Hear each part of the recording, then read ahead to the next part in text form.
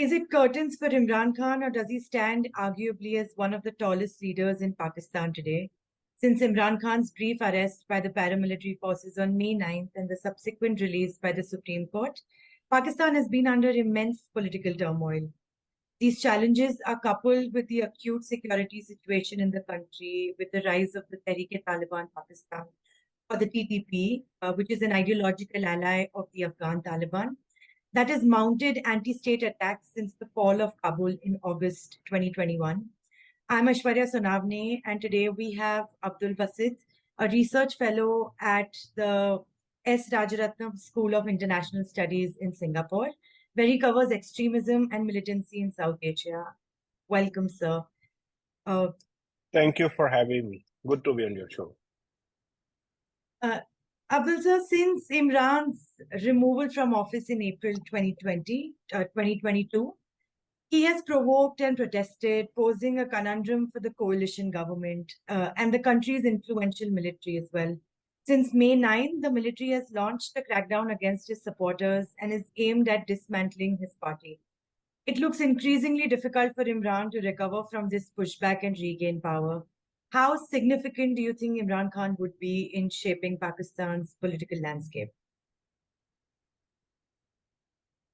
Despite all of what has happened to Imran and his party, he is still the most popular political leader in Pakistan. I mean, if free and fair elections were held tomorrow or in the next 3 to 4 months, and if his party was allowed to run, it will easily emerge as the single largest party across the provinces, particularly in Punjab and KP. So that's for his popularity and how tall or small he is in the political landscape, despite all of what has happened. But there is another reality in Pakistani politics, which is the military establishment.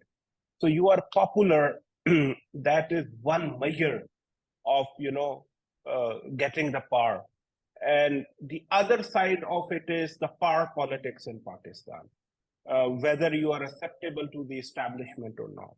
And unfortunately, right now it is, as you said in your intro, it is not looking good for Imran Khan. He crossed multiple red lines for right or wrong reasons. I mean, some of the charges against him could be motivated, over-exaggerated, but some of them have merit as well. Whether the charges against him, qualify for a trial in the military courts is another debate.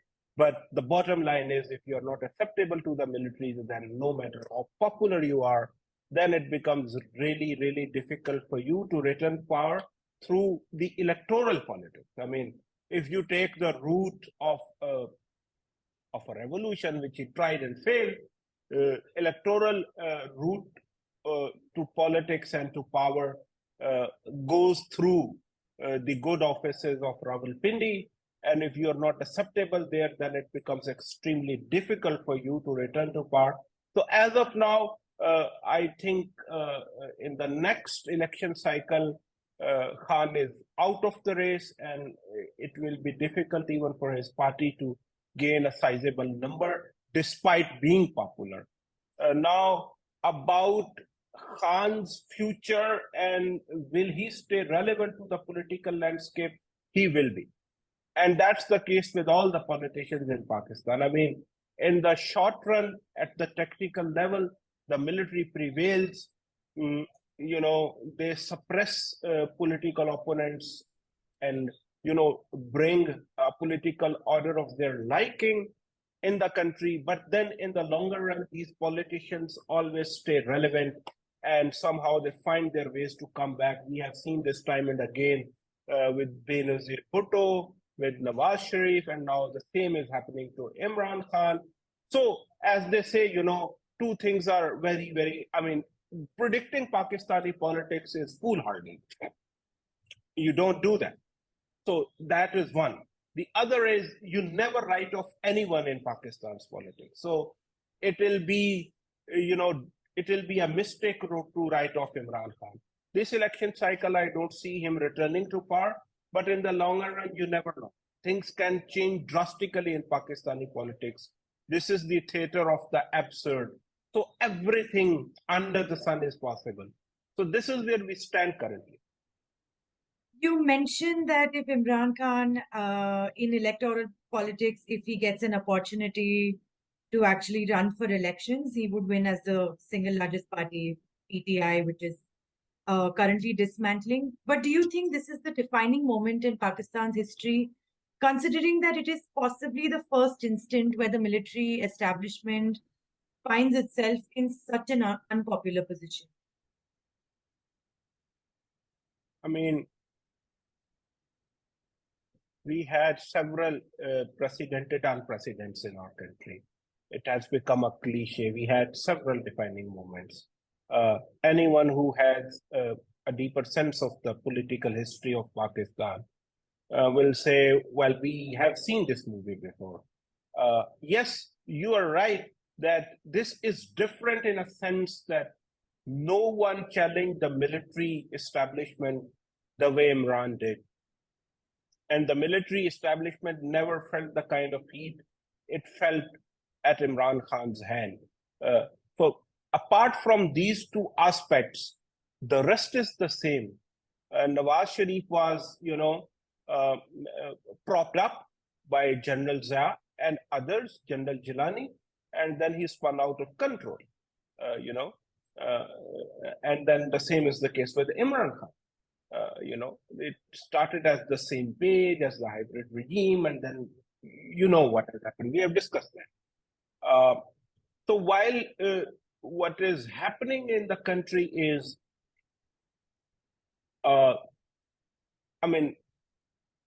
apparently on the surface of it looks unprecedented, but these movements have been there in the Pakistani history before.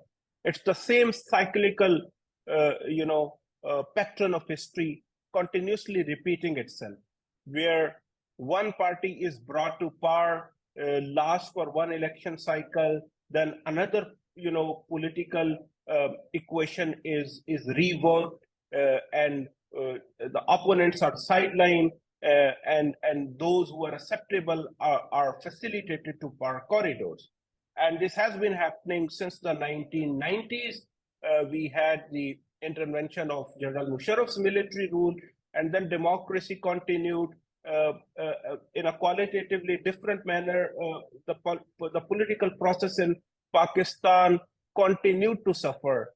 This time, the judiciary became an important actor, because instead of doing military coups, the pattern has been of indirect military rule through proxies, or the hybrid regime, or whatever you want to call it.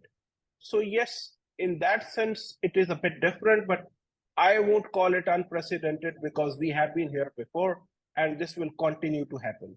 Look at the new political party, which is a new incarnation or metastasization of the Pakistan Tehreek-e-Insaf under Tareen, Jahangir Khan Tareen, who is the ex-associate and the right-hand man of Imran Khan, and then fell out of favor with him. Pakistan Tehreek-e-Istikam, or Tehreek-e-Istikam Pakistan Party. He has founded that. This is the King's Party.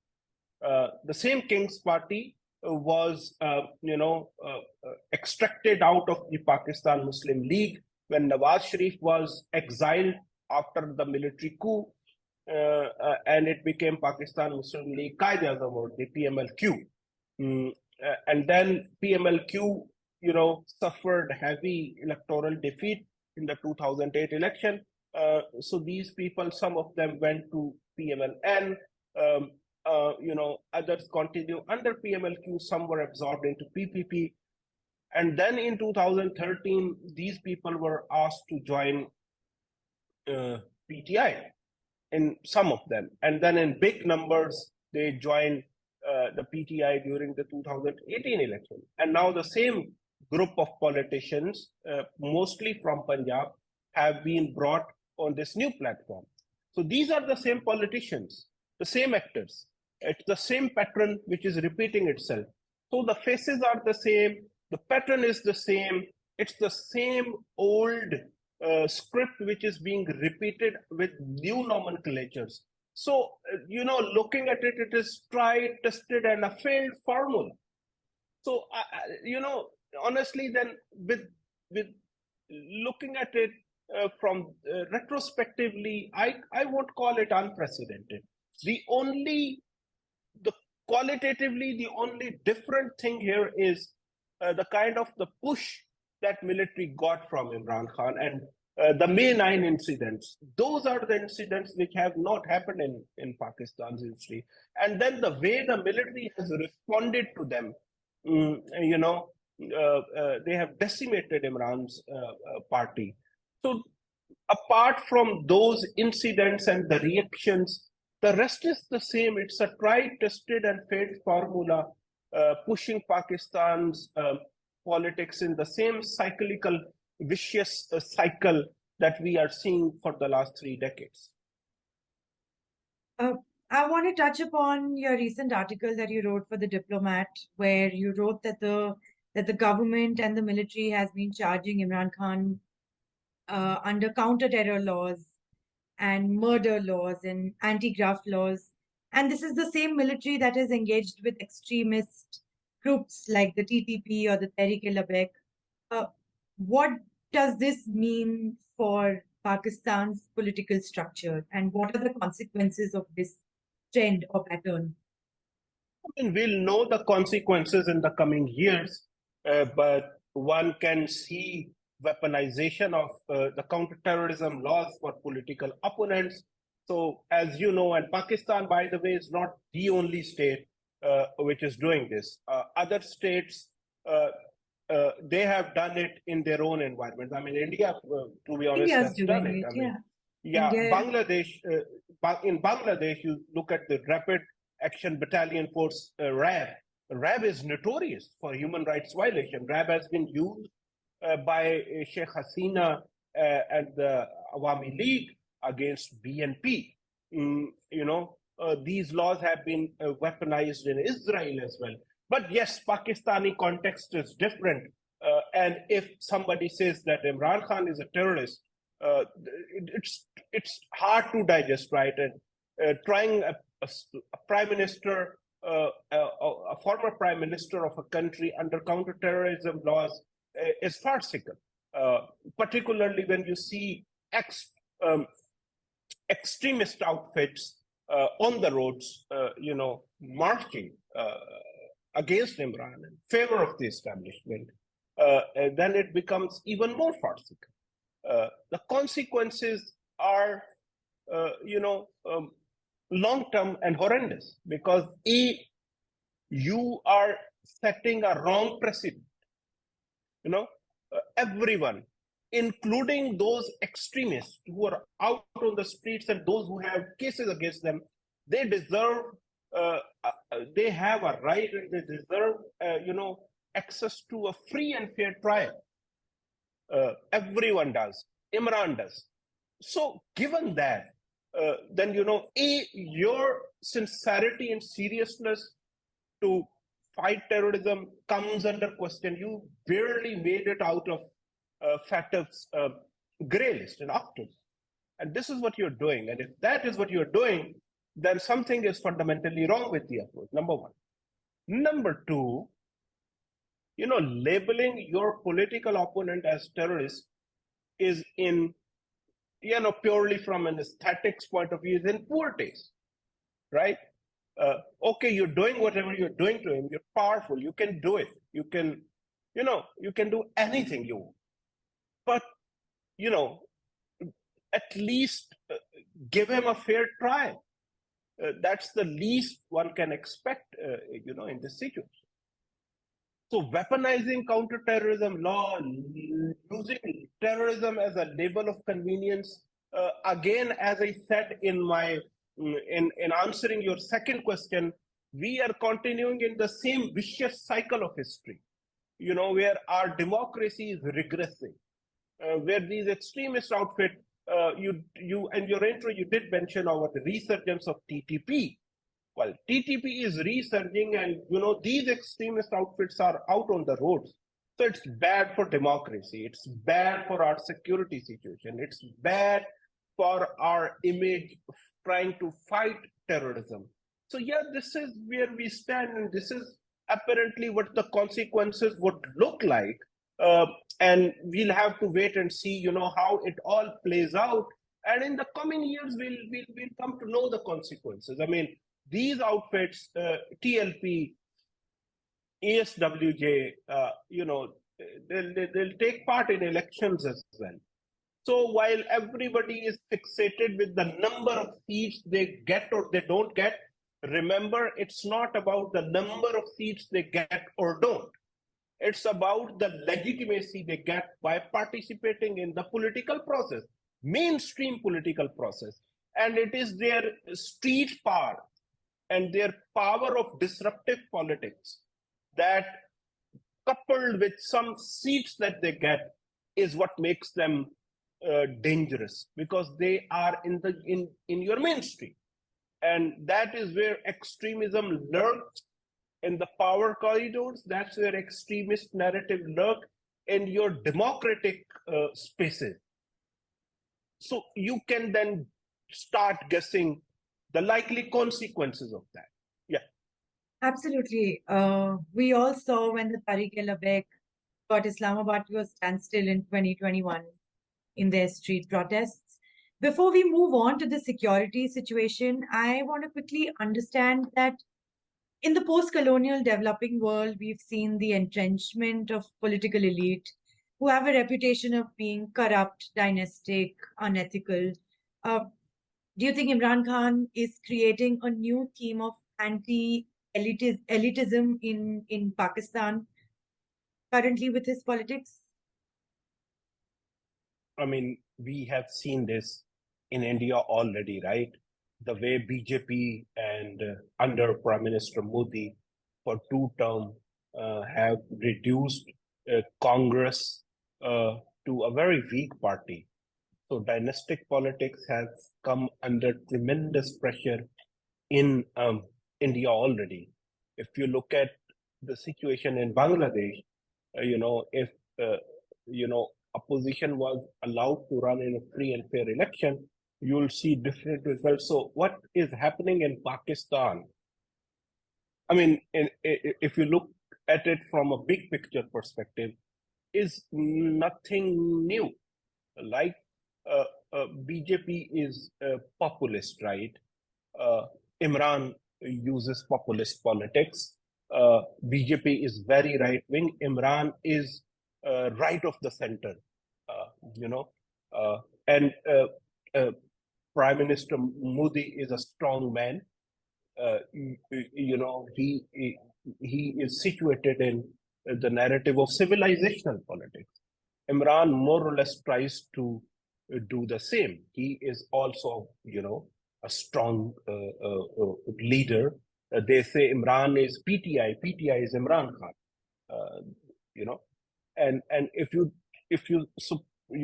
zoom out of South Asia, you look at Putin, you look at Tayyip Erdogan, you look at Chinese President Xi Jinping, and until the last term, there was Trump as well. So you do see these strong men who are invested in populist politics, ruling their countries. So, and they obviously they were anti-status quo. They took on the establishment. Look at the way Trump took on the American establishment, right? They were some of them were propagating conspiracy theories. They used social media, and so Imran has done all of it. So yes, dynastic politics in Pakistan is under tremendous pressure. It still remains. There is this collective frustration and apathy in the people against two dominant dynastic parties, the PPP of Bhuttos and the PMLN of Sharifs. There are other smaller dynasties as well, like the Chaudhurys of Gujarat, who have PMLQ, but that's a small party. So in a way, they are already irrelevant, but they remain relevant because they are in the good books of the establishment. So somehow they play the role of a kingmaker in Punjab.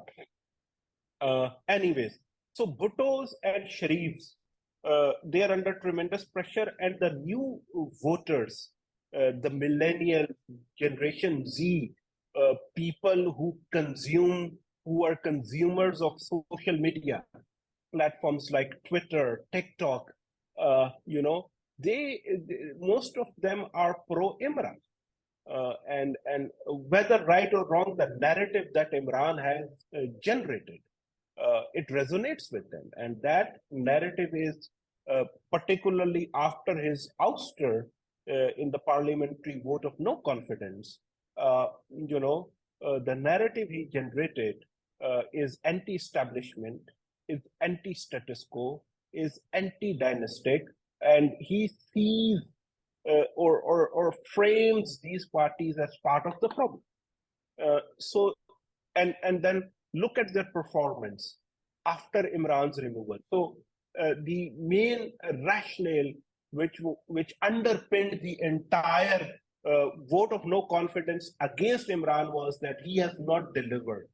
He doesn't have the experience. He doesn't have that acumen or vision to manage a complex country like Pakistan.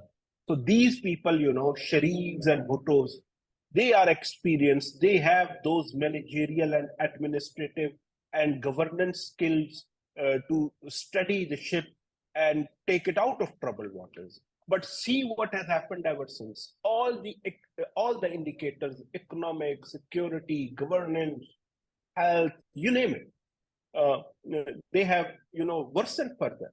So the myth of good governance by certain parties and their leaders, for instance, Shahbaz Sharif, the current prime minister, has this reputation of being a workaholic and an excellent leader who can manage. But that myth has been broken. So the myths have been broken. Their reputation lies in tatters. The economy is in ruins. The politics is not stabilizing. The security situation has gone south. And that adds to credence of Khan's narrative, who of course over-exaggerates, but not without some merit. So the young voters feel alienated. Actually, they feel cheated. They see no hope in the system. They do not know where the jobs will be created for them.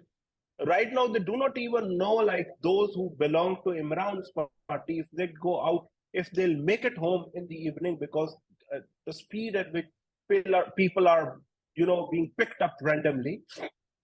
If you end up being spotted in a video, you are in trouble, right? If you were in a WhatsApp group which is infiltrated or somehow compromised, you can be in trouble. So that's where the thing stands. So you are right. I agree with you. These parties are under tremendous pressure, and their poor performance has exposed them further. They might return to power in the next election, but the kind of situation Pakistan finds itself in, no party alone, or even if all of them come together, the situation is not likely to improve in the next 4 to 5 years. Anyone who has basic understanding of the Pakistani system will tell you that. And these are the parties who will further pay the price. So they will increasingly become irrelevant. And when you reflect on all these points, then to your first question of where Imran stands in the political landscape, and my answer that you cannot write him off. So somehow he will stay relevant. How things play out, we do not know. But I don't see these parties in a position where they can, steer the country out of its troubled waters. Yeah. From what I understand is that the youth of Pakistan may not necessarily support Imran Khan's politics, but his May 9th very dramatic arrest by the paramilitary sort of contributed to the anti-establishment feeling. I mean, the way yes. he was, just to quick one, when he was removed from power in a vote of no confidence, people generally were angry and they were fed up of the way he was running the country. But that generated, a wave of sympathy in Khan's favor. And when they arrested him, it generated further sympathy in his favor. Now, the way they have dismantled his party has generated further sympathy, though people are afraid, people are not speaking up. And whatever they do to him, that will make him more popular, not less popular. So, in the longer run, Imran will remain relevant. And particularly with these new voters who are, Pakistan is a young nation. Every month, new voters are added to the electoral, register. And most of these young voters are pro-Imran voters. Yeah. You mentioned the crisis, the poly crisis that Pakistan undergoes right now. Where does the Kashmir cause find itself? Has it lost its resonance among the public as well as the leadership in Pakistan? I mean, the way the situation is, uh, uh, Kashmir does remain a foreign policy issue for sure. Kashmir is a dispute between India and Pakistan. That is Pakistan's stated position. Pakistan repeats its position on all global, diplomatic forums, the UN, at other forums, it does. So in that formal space, the position hasn't changed. But in popular politics, uh, if I were to run an election saying I am, I am one of those who is going to stand with the Kashmiris and I'll go to any length to, make, say, Kashmir part of Pakistan, it's not an election issue. It's not a pitch which will resonate. For people, the problem is the economy, inflation, unemployment, job creation, stability, the depreciation of the rupee against the dollar. These are the issues. Security is an issue for KP and Balochistan. So the issues are very different. And if you go to the periphery, then, for instance, KP, Fata region, you go to areas in Balochistan, their issues are very local and regional in nature. They have ethnic grievances, socio-economic grievances, and forced disappearances is a big issue. TTP is a big problem for people in ex-Fata region. Developments in Afghanistan impacts the local politics, right? Those are different issues. So it's a diverse political landscape which is complex, where issues vary across geographies. Mainland Pakistan, it's the economy, and anti-dynastic sentiment of the young people, pro-Imran, anti-dynastic. In the popular politics, Kashmir is not the main issue. For public consumption, leaders keep repeating it, but the reality of Pakistan, as I see it currently, I don't see it as it's a main foreign policy issue. It is an issue in geopolitics, but in local politics, it isn't. Anybody who shows himself as anti-India and whatever Kashmir is not going to, our foreign minister, Bilawal Bhutto Zardari, when he, made those provocative statements, he would have scored some brownie points with the Pakistani military establishment, making him more acceptable in the power corridors. But in the public, if he says, I'll do this to India, nobody is going to give him a vote. People want to know what is your action plan for the economy. Those are the issues. Absolutely. We've just seen Pakistan doesn't mean though that Pakistan has given up on it. It will continue to do that. It will keep that issue in geopolitics and may come back to it at a later stage. So General Bajwa's revival of the LOC ceasefire, it remains intact, and I think that's where things are. That's correct. Kashmir, I don't think in our lifetimes is going to not be a foreign policy issue. between India and Pakistan. So, contradictory policies towards militant groups for years have undermined Pakistan's ability to control Islamist militancy.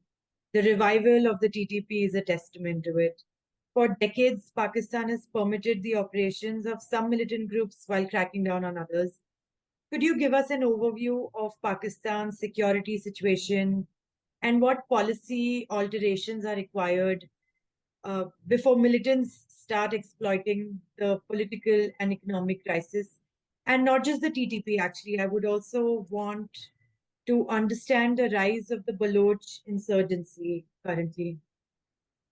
Quite a very vast question, very vast question. Anyways, about the last part, they start, I think they're already exploiting the political and economic situation.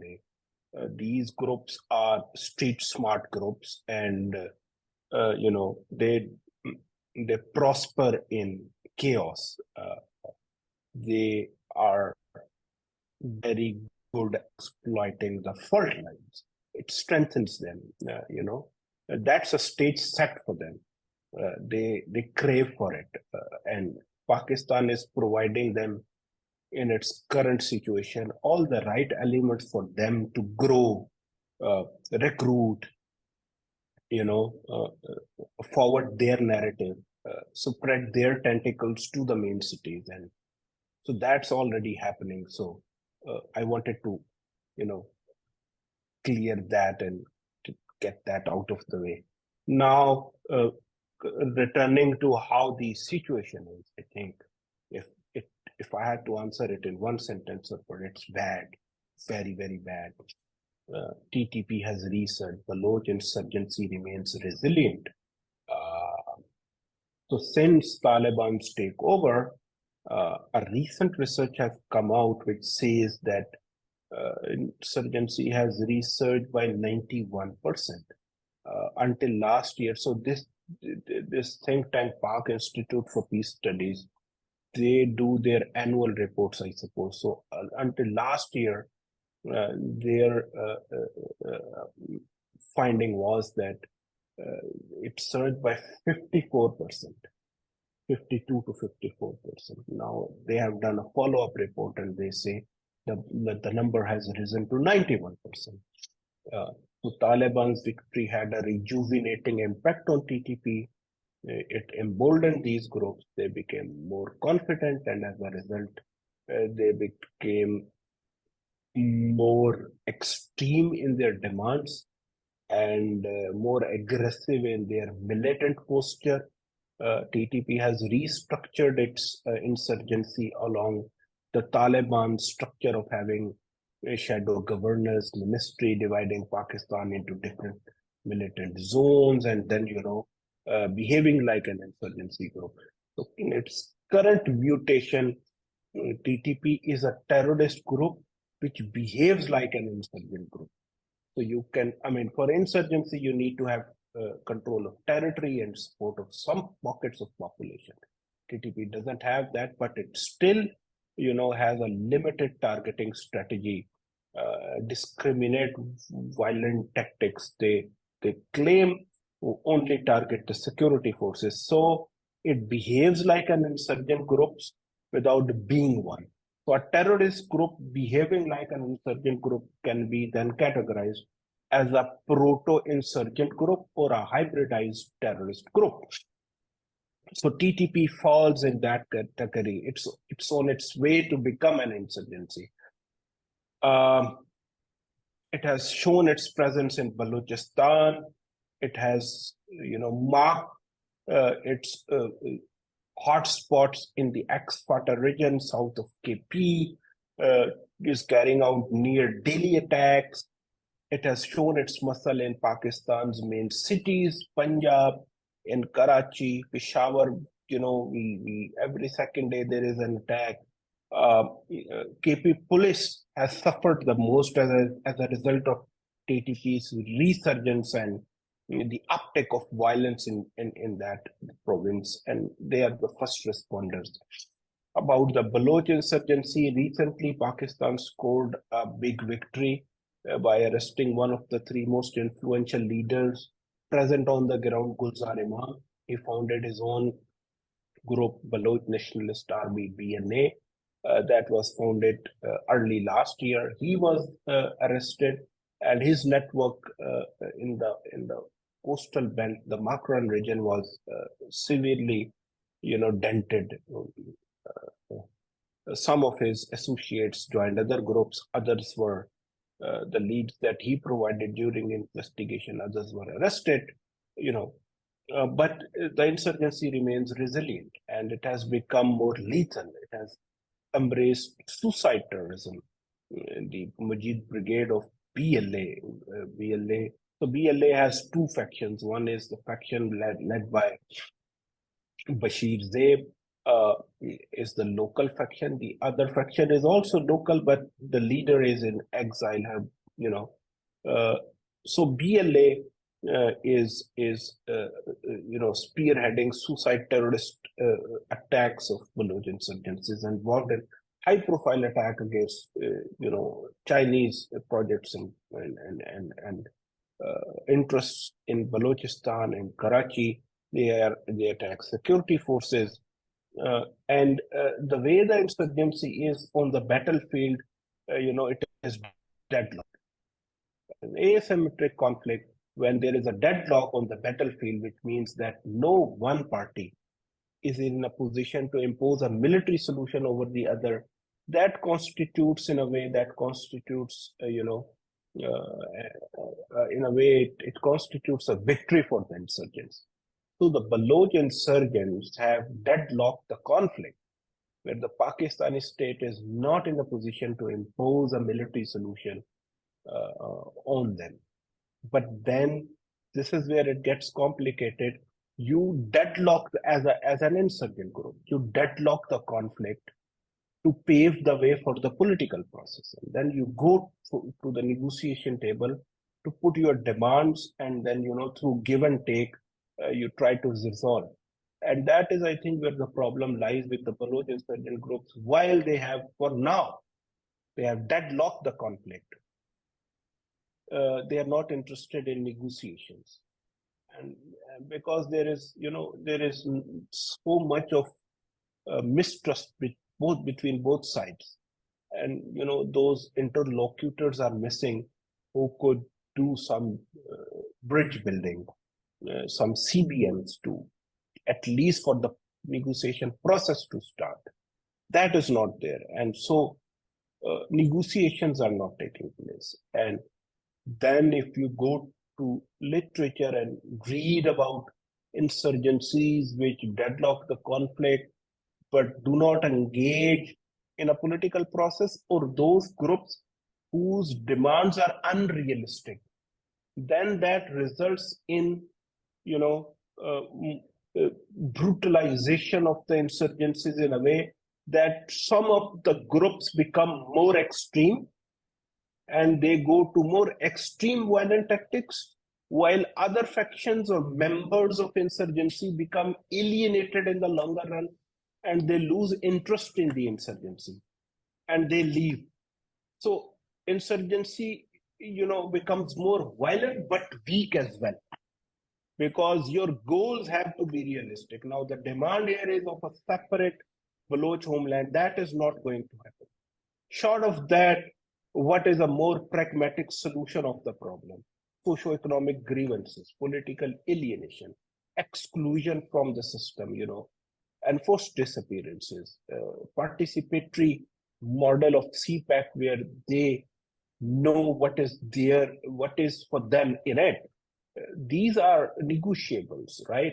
But that's not happening. So I think while the insurgency is resilient, it's the longest phase of insurgency, lack of political process in the longer run will weaken the insurgency, purely because how long you sustain it, in the end, some people out of frustration leave it, others out of that frustration become more extreme. So that's where we stand. The overall political situation is bad. Now, the other part of your question then, discriminatory counterterrorism policies. While yes, on the face of it, it looks there is a lot of politics in it. There was geopolitics related to Afghanistan, related to Kashmir. And then we have seen the blowback. I just discussed the blowback with you, right? 91% increase in terrorist attacks of TTP, a direct outcome of Taliban's takeover of Afghanistan. The other side of this coin is where it becomes complicated also is the sheer magnitude of the problem, right? How many groups, you look at the Pakistani threat landscape, go to National Counterterrorism Authority's website, it lists 78 groups, extremist, insurgent, terrorist groups that the Interior Ministry has banned. I mean, the ban is theoretical, not that they are banned, so all of them are, defunct as of now. Some of them continue to operate under different names or under the same name. That has to do with the implementation gap. But 72 groups, that's an alphabet soup of groups, right? So you can't take all these groups, you can't take on all of these groups in one go. That was happening in the past and that will happen now. So you see your resources and you see where the main threat is coming from, and that is how you prioritize, in segments. So while there was politics involved, there was also limitation involved back in the day as well. The Pakistani case was misunderstood. For some, it was discrimination. Those who saw the no arms knew, while yes, there is discrimination vis-a-vis the good Taliban and the bad Taliban, but within the bad Taliban space, there were groups which were isolated and certain groups were taken on because where the threat is coming from. So who do you fight and who you don't fight, or you want to take on everyone and then unite them against you, right? The other aspect of it is that, you create, some of these groups were created, nurtured, and they're big inside. So you have to, dismantle, decommission, demobilize, and rehabilitate them. That does take time, right? And you could say, but that's an apologetic take. We have been hearing this for years and all. Yes, but that is how big the magnitude of the problem is, that it will take longer, and these people are entrenched in our politics. So you can't wish them away. They are not going to evaporate in thin air, and tomorrow you'll have a society free of extremism.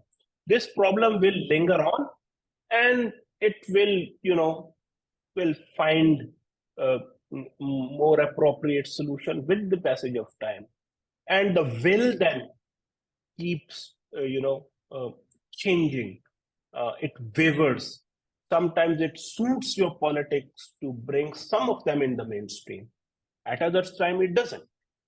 The decision-making changes with new power setups, both in the political and non-political corridors of power. Now, talking of solutions, you talk about what policies need to change. I think as of now, we are in this tough situation and there isn't much that the government can do. So it's like it has to muddle through. But yes, there is scope for reconceptualizing the counterterrorism and counter-extremism framework. Suppose US withdrawal phase of militancy, right? Where you have to fight it with your own resources. So no international funding is available. So there is no sympathy. While there is sympathy at the humanitarian level, but in the policy circle, there is no funding available in Washington, for instance, for Pakistan. So you have to fight it from your own resources. The magnitude of this problem is far bigger than what it was during the 2007-2014 period. Then you have to find more cost-effective ways of doing it. So the way I look at it is that Pakistan needs to have its own narrative, a homegrown narrative, which was there, but somehow it has been compromised because of the controversial negotiation strategy. So reconceptualize terrorism at all levels, at the kinetic and non-kinetic level, at the prevention level as well. And look at it in a way that you can't, in a country like Pakistan, where, as I said, the magnitude of the problem is so huge that defeating and eliminating terrorism becomes challenging. And terrorism, persists. It it mutates into new forms, but it doesn't go away. So then you have to think about it in a way that a heavy-handed approach is counterproductive because it involves a lot of money, it does a lot of damage, and you still don't get the desired results. Then you reconceptualize it in a way that if you look at it in a sense that you have to weaken the appeal of extremist ideology and the appeal of terrorism as a strategy to achieve political goals, then you are talking about failing terrorism as a strategy.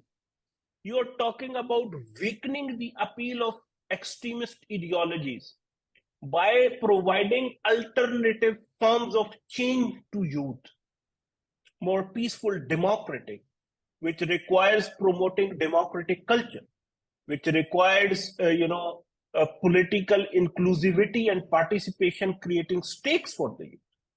And that is where then they see some merit in remaining peaceful for realizing whatever change they want to bring in the society. Here the problem lies that if you are violent and you tend to, achieve certain goals, tactical goals, and you get away with your violence, then that is more appealing.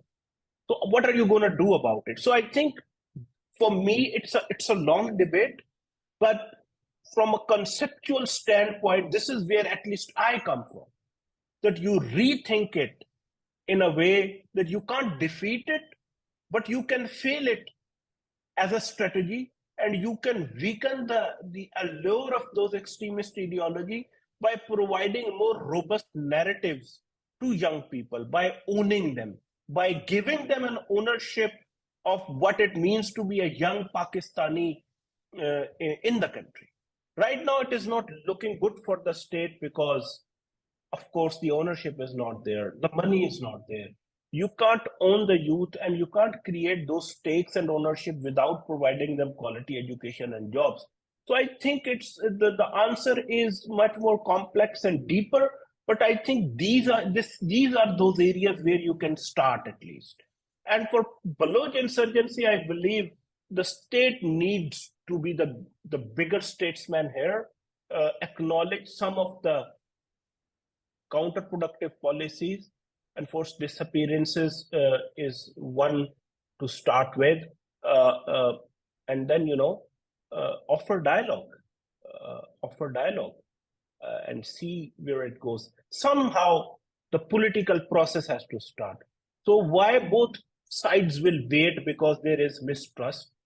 I think state being the bigger actor here could show the magnanimity and reach out to some of the groups, offer negotiations, some concessions, whatever those concessions are. So yeah, this is where we are. Thank you so much for that elaborate explanation. It was very, very helpful. Zooming out a little bit from the security situation in Khyber Pakhtunkhwa and Balochistan, what do you make out of this emerging China-led security alignment in the region? This is in the context of the recent meeting that Pakistan and China held with Afghanistan in May and with Iran in the last week.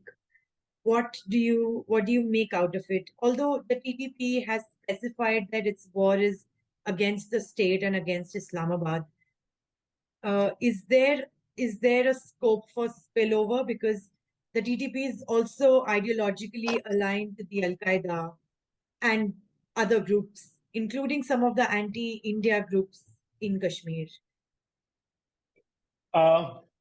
So, if you look at these two platforms and initiatives, China-led initiatives, at one level, I think foreign ministers of Afghanistan, Pakistan, China were involved. At the other initiative is at a lower level. Some directors level people are involved. It tells you that how geopolitics has fragmented counterterrorism with the great power competition. You have these mini-laterals now, arrangements coming up, catering to specific counter-terrorist threat. So the trilateral setting of China, Iran, and Pakistan is specific to Baloch insurgents, their sanctuaries in Iran, their attacks in Balochistan, which includes attacks on Chinese targets, right? So the discussion on border security, it is that discussion. The discussion with Afghanistan, Pakistan, China is about TTP and TIP. And in both settings, China is a stakeholder because they have started investing in Afghanistan. They have, concluded these agreements and deals with the Taliban, and they want to. I mean, there is this desire to extend CPEC, the China-Pakistan economic corridor, to Afghanistan. So there is a desire on both sides, but the main challenge is the security, and China wants to address that. So China is the next big player after the US withdrawal in this region. It has, it mediated the Saudi-Iran deal, right? I mean, in a way, so the Pakistan-Iran equation is trouble-prone as well. There are, the trade allegations, the politics at times become very criminatory. So China is moving in that space as well. But rather than becoming a geopolitical interlocutor, the way it did in the Iran-Saudi case, here the Chinese intervention is very pinpointed concerning its own security interest vis-a-vis the sanctuaries of Baloch groups in Iran. And Iran does have its own reservation about groups like Jaish-ul-Adl on the Pakistani side of the border, in Pakistani Balochistan, some areas, doing attacks in Iran. And then there have been attacks of ISKP in Iran as well. So ISKP does have a footprint in Balochistan. So sorry, so I'm just going to, for our viewers who don't know, ISKP, it's the Islamic State of Khorasan province, which is the Islamic State's branch based in Afghanistan and the Khyber Pakhtunkhwa province of Pakistan. Thank you for that. Thank you. Oh, I forgot. My apologies. So I think these discussions are about that. Now, whether the idea is for the Pakistan, Iran, China dialogue, they have started to formalize it and hold more regular meetings. So they are making it formal. So there is a follow-up of whatever is decided in these meetings, and then see where the gaps are and what needs to be done in addition to whatever was agreed, and see how things go.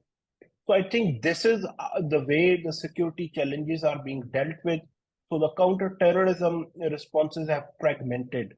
They have become victims of geopolitics. But because there is no international consensus and there is no appetite for counter-terrorism at that level, it's a tier 5, 6 level issue. The big ticket problem are great power, competition. There is this tensions over Taiwan, South China Sea, Russia-Ukraine war, energy security, economy, health and the pandemic, so on and so forth. Terrorism is not the main priority. So then whatever the gap has been created in on the response side as a result of this is where these mini laterals are coming in to fill the gap. I mean, look at Quad. Quad has its own dialogue on counterterrorism, right? And that dialogue is specifically directed at anti-India groups and such other groups, Al Qaeda, for instance. This setting is more about Baloch insurgents, whether those Baloch insurgents are ethno-separatist or ethno-sectarian, like Jeshulada.